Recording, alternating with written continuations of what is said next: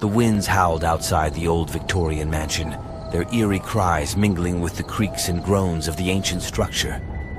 I, Jonathan Hargrave, a writer by profession and a skeptic by nature, found myself standing in the dimly lit foyer, my eyes tracing the intricate patterns carved into the dark wood of the staircase.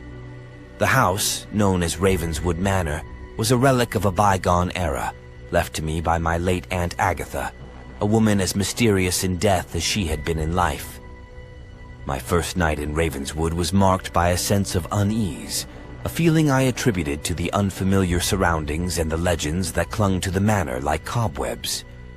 I had heard the tales whispered in hushed tones in the village pub, stories of unexplained noises, ghostly apparitions, and a curse that plagued the lineage of the Hargraves.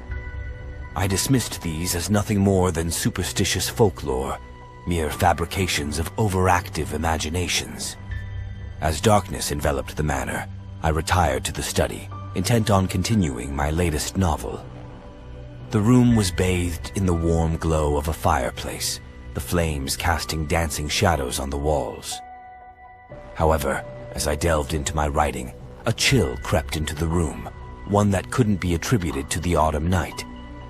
The hairs on the back of my neck stood on end as I heard it.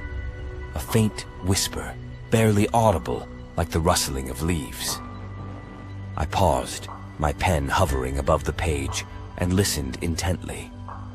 The whispering ceased as abruptly as it had begun, leaving me in a silence so profound it felt oppressive. Rationalizing it as the wind, or perhaps the house settling, I returned to my work, but the sense of unease lingered like a lingering fog.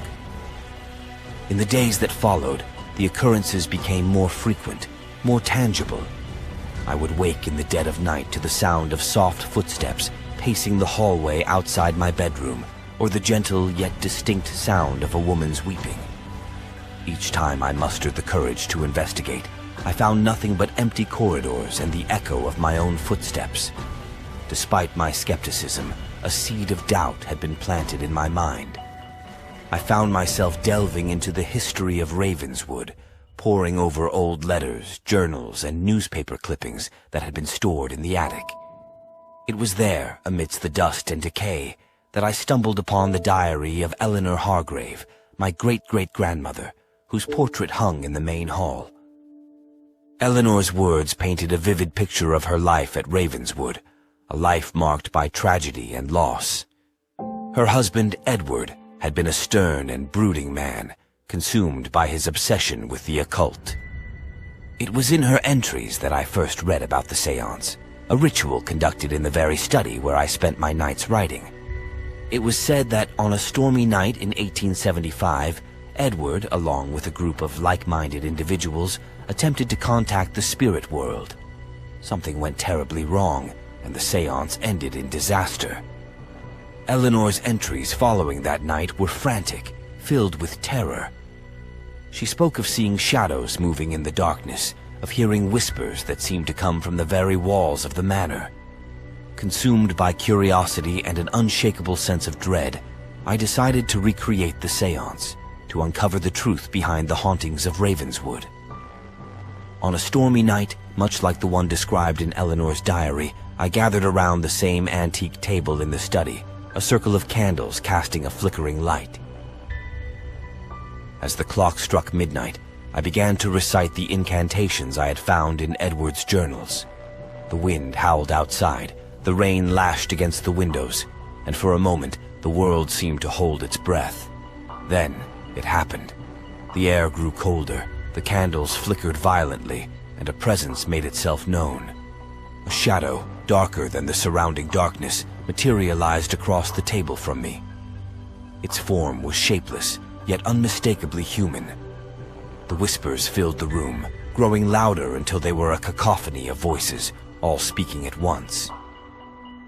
Fear gripped my heart as I realized I had unleashed something beyond my understanding, something ancient and malevolent. The shadow moved closer, its whispers now clear, each word dripping with malice. It spoke of a curse, one that bound the spirits of the manor to this realm, a curse born of Edward's hubris and folly.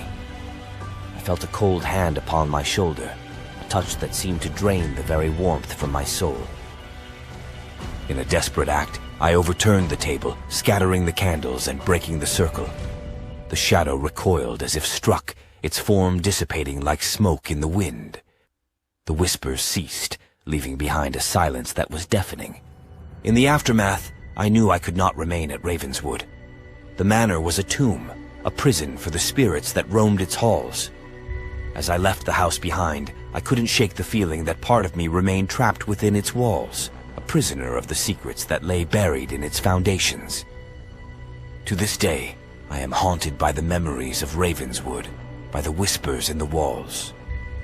I write this account as a warning to those who seek to uncover the mysteries of the spirit world, for some doors once opened can never be closed.